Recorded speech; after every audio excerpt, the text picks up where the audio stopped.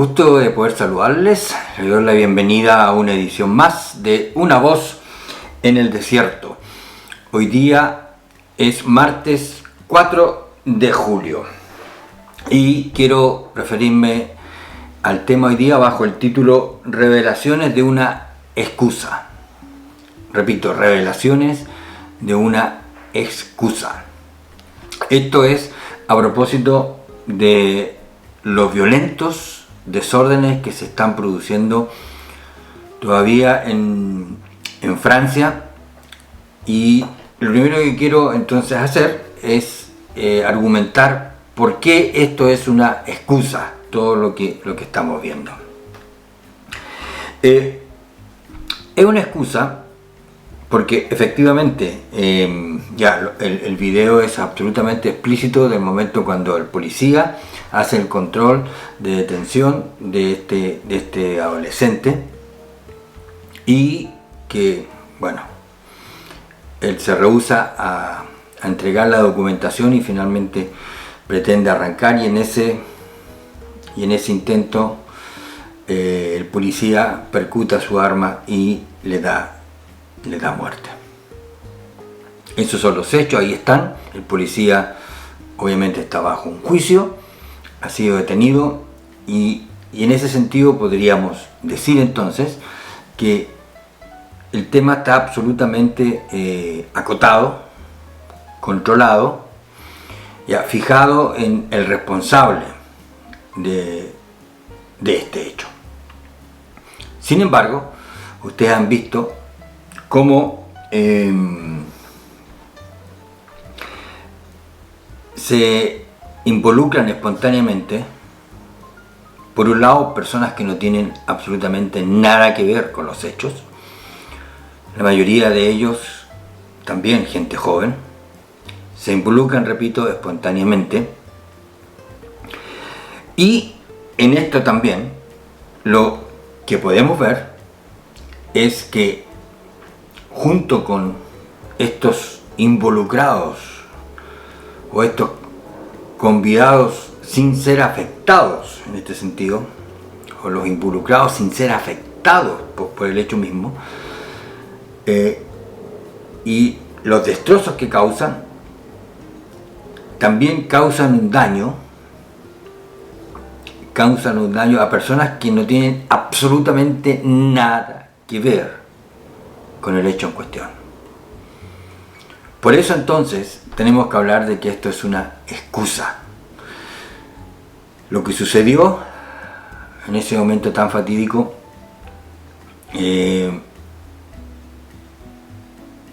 dio pie o gatilló todo lo que podríamos llamar, los sociólogos están obviamente revisando, analizando, y no sé a qué conclusiones podrán llegar o qué soluciones podrán ver, pero ahí desató todo una rabia contenida, una amargura, que ya vamos a referirnos a eso, de personas que, insisto, no están involucrados en los hechos. Son los que se enganchan espontáneamente. Por eso, entonces, repito que esto es una excusa.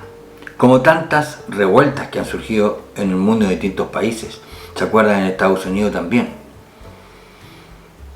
Cuando el policía, otra vez en un acto de brutalidad, no se detuvo, teniendo en el arresto de un hombre que finalmente le dio muerte.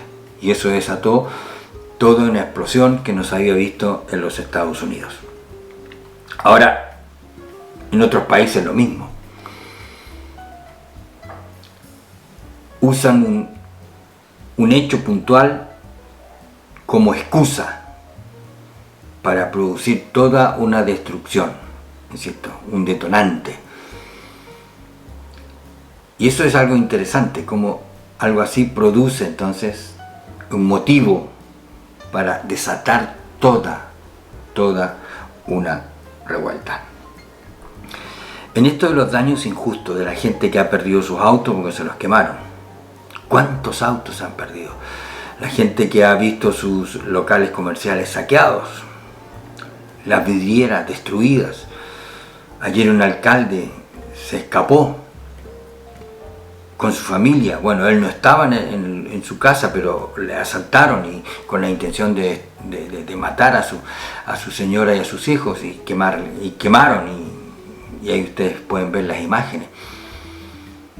Esto, que es una cuestión absolutamente injusta, por ejemplo, fue un conflicto que tuvo Habacuc. Habacuc sufrió con esto. Usted puede leer todo el libro de Habacuc.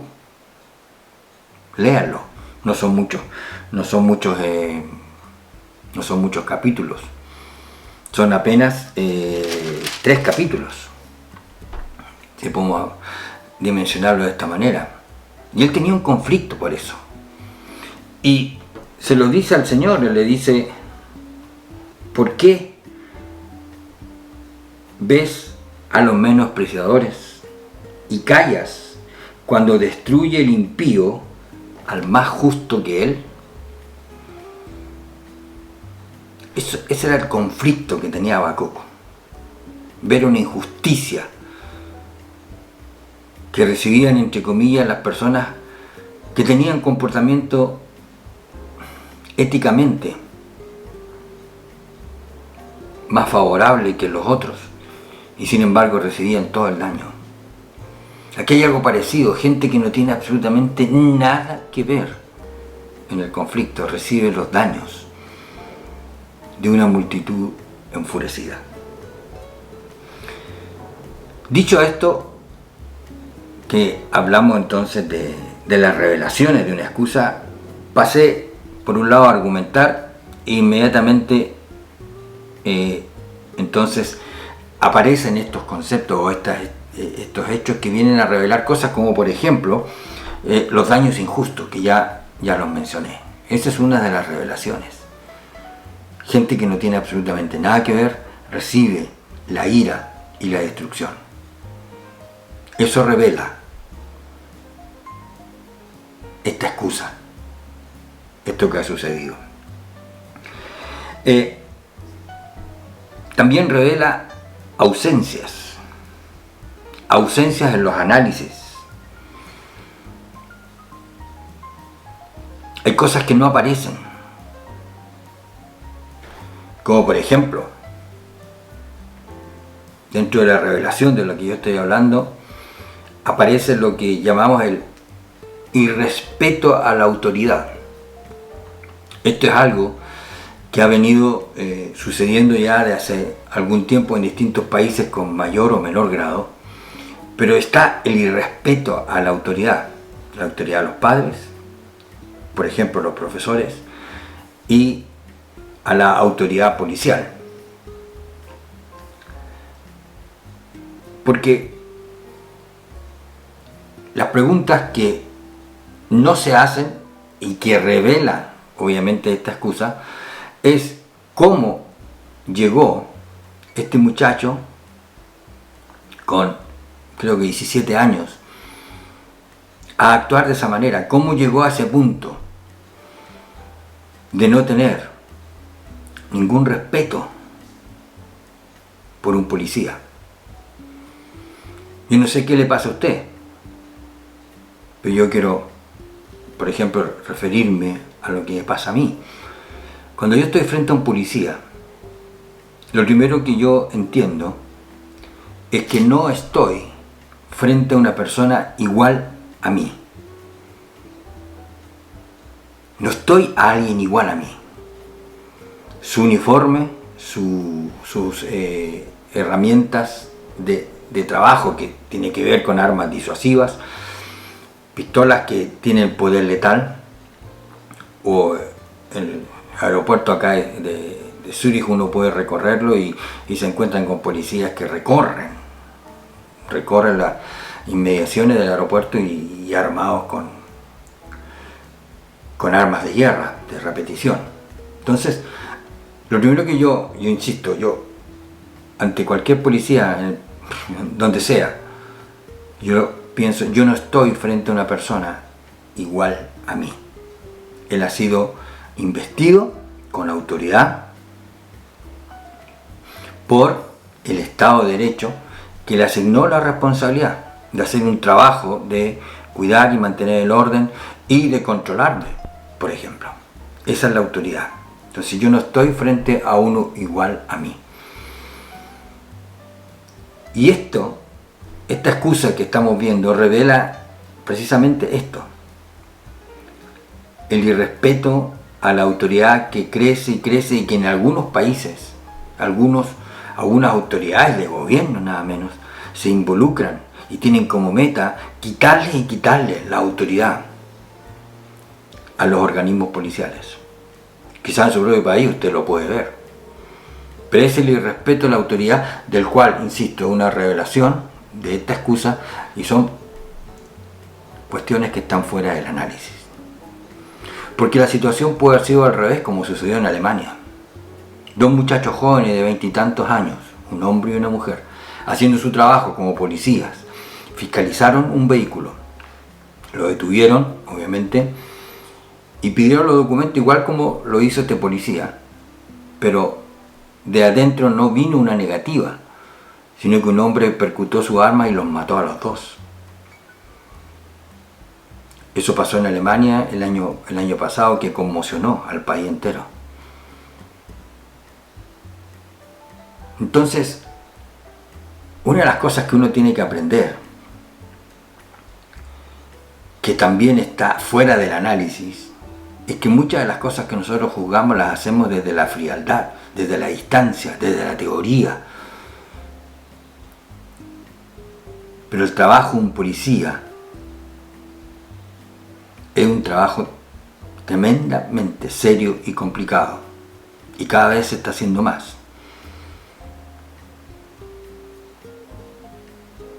Porque ¿qué hubiese pasado? Porque uno puede hacer fantasía en esto. Si el policía finalmente cede y ya, está bien, no hace nada, le pidió los documentos, apuntó con el arma, pero ya no la disparó. Pero el muchacho arrancó en eso. Pero en su vida se hubiese atropellado a personas, a un colega, o atropellado a personas, a transeúntes, que no tienen, obviamente, otra vez nada que ver en el asunto. ¿Qué se habría dicho del policía? Yo solamente, lo que yo trato de hacer ahora, es plantear que las cosas son complicadas, que el trabajo de quienes deciden involucrarse en las fuerzas policiales es un trabajo serio y delicado, por supuesto que sí. Entonces, ahí entramos en otras cosas que no aparecen y que tiene que ver con la responsabilidad individual. Tampoco está en el análisis, porque efectivamente lo que uno está escuchando es toda la información donde, claro, pretenden plantear hasta donde todo lo que se pueda que el muchacho es una persona absolutamente inocente. Algunos medios se están atreviendo a decir otras cosas. Por supuesto que es una tragedia. La madre que tenía su único hijo y que murió tiroteado. Pero también lo que no se dice es que hay un padre ausente. Nunca conoció a su papá, este muchacho. Su trayectoria escolar muestra que la asistencia al colegio fue absolutamente irregular. Entonces, hay todo, yo insisto, hay una responsabilidad individual que tiene que ver con las causas. Porque otra vez, eso está fuera de la revelación de esta excusa. Las causas. ¿Qué pasa en la vida de alguien que llega a ese punto de desafiar a la policía a ese nivel, cuando ve que el arma le está apuntando? Yo no pretendo justificar ni una cosa ni la otra, yo simplemente quiero hacer algo que siempre está fuera de los análisis y que tiene que ver con las causas y las responsabilidades. Es una cuestión que es endémica de la raza humana. Si ustedes revisan Génesis 3, lo he dicho muchas veces en otros videos, nunca las personas se hacen cargo de sus propias responsabilidades. Siempre la culpa la tiene el otro. Siempre se proyecta la culpa en otras personas o en las circunstancias, en lo que sea. Pero, insisto, por supuesto, es una tremenda tragedia, un dolor, pobre madre, pobre mujer. Y ahí aparece la recomendación que hace el presidente de Francia, que los padres controlen a sus hijos. Y usted le pregunta a una profesora, a un profesor, lo primero que le va a decir, ya, ¿y de qué edad está hablando? ¿Qué edad tiene la figura del presidente de Francia cuando habla de controlar a los hijos? ¿Qué edad tienen estos hijos? En la mente de quien no tiene hijos. Entiendo.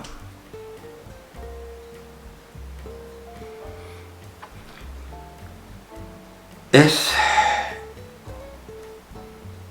lo que revela, insisto, esta excusa. Lo próximo que también aparece como un elemento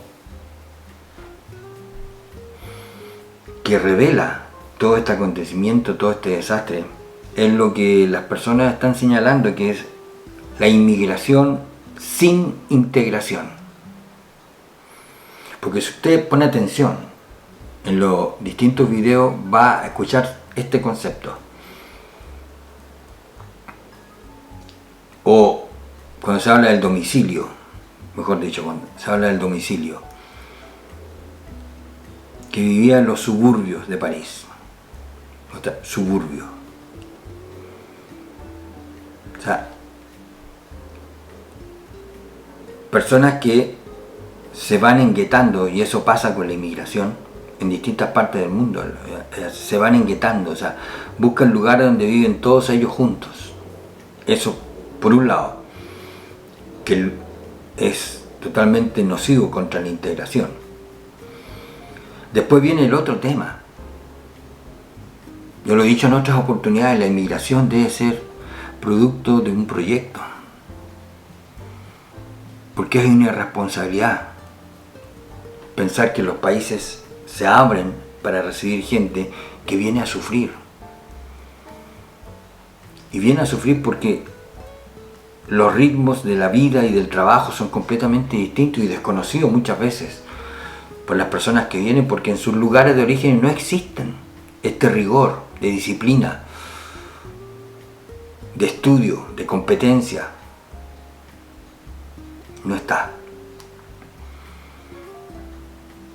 Y por supuesto que esto está llevando a que se revise el tema de la inmigración, no sé con qué conclusiones. Pero si no hay integración, y eso es todo un tema que se puede tratar aparte, ¿de quién es la responsabilidad de integrarse? ¿Del país o de los que llegan?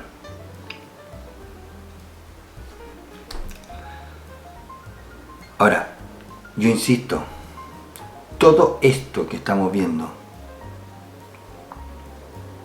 que son el corolario, las conclusiones de esta excusa, las revelaciones de esta excusa muestran las realidades de un mundo caído en el que vivimos, en un mundo que no es ideal.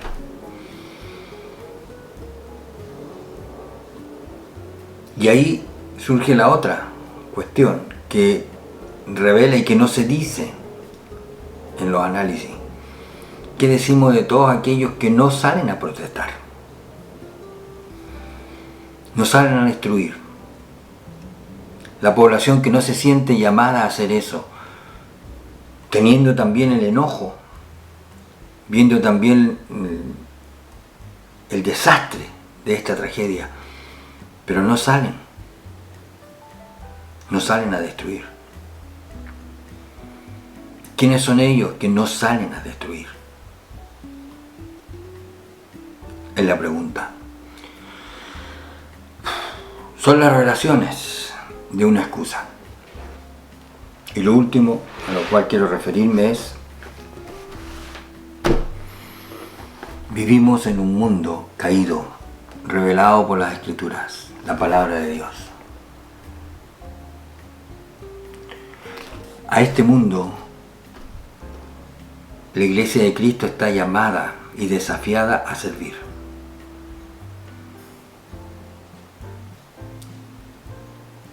¿Cuándo actuar? ¿Dónde actuar? ¿Cómo hacerlo? Para rescatar a esta gente joven de estos caminos tan autodestructivos. Porque está, insisto, esta excusa que estamos viendo, la violencia desatada, pero también hay otros males que uno los ve todos los días. El consumo de alcohol, el consumo de drogas. Son flagelos que azotan a los países. Y yo simplemente me pregunto, y se lo pregunto a usted, ¿qué hacemos como iglesia? El Evangelio es el que alcanza el corazón del hombre y lo transforma. Cristo dio su vida en la cruz del Calvario para que usted y yo tengamos una nueva vida y poder rescatar a la gente del pecado, de la muerte, de la destrucción. Es el desafío frente a un mundo que se cae a pedazos. ¿Qué hacemos en términos locales? ¿Qué hacemos en nuestro ambiente de influencia? Aquí abajo, si usted quiere, puede dejar su comentario. También tomar contacto conmigo, si es su deseo, a través del mail. Hay algunos datos también de la tienda Amazon que puede hurguetear, si es su deseo. No he agotado el tema, pero simplemente es volver a pensar en el amor de Dios, en el Evangelio, para predicarlo con la intención de rescatar a la gente de la muerte y la destrucción, de la autodestrucción. Será hasta una próxima oportunidad.